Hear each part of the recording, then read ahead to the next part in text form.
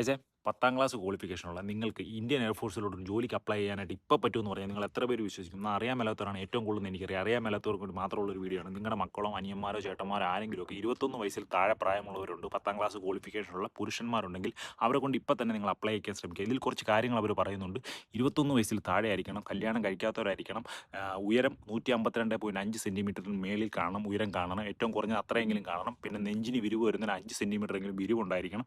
അതുകൂടാതെ എഴുത്ത് പരീക്ഷ, 10ാം ക്ലാസ് ക്വാളിഫിക്കേഷൻ ഉണ്ടായിരിക്കണം, ഫിസിക്കൽ ടെസ്റ്റ്, മെഡിക്കൽ ടെസ്റ്റ്, അങ്ങനെ എയർഫോഴ്സിൻ്റെ എല്ലാ ടെസ്റ്റുകളും ഏതൊക്കെ ടെസ്റ്റുകളാണെന്ന് ഈ വീഡിയോയിലൂടെ ഞാൻ ചേർത്തിട്ടുണ്ട്.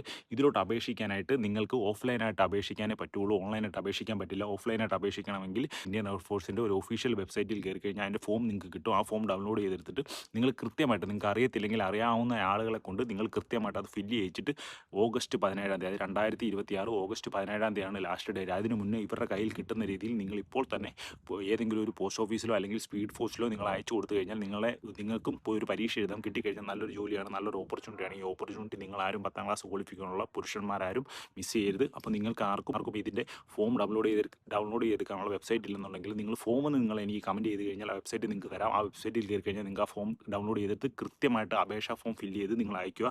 എല്ലാവർക്കും ഷെയർ കൊടുക്കുക, കാണുന്നവർ പ്രയോജനപ്പെടുത്തുക, മറ്റുള്ളവർ കൂടി ഒന്ന് ഷെയർ ചെയ്ത് കൊടുക്കുക. എനിക്കൊരു വീഡിയോ ഇടാൻ മാത്രമേ പറ്റുള്ളൂ, നിങ്ങളിത് മറ്റുള്ളവരോട്ട് എത്തിക്കുക. എല്ലാവരും പ്രയോജനപ്പെടുത്തട്ടെ, എല്ലാവർക്കും കിട്ടട്ടെ. Bye bye, see U.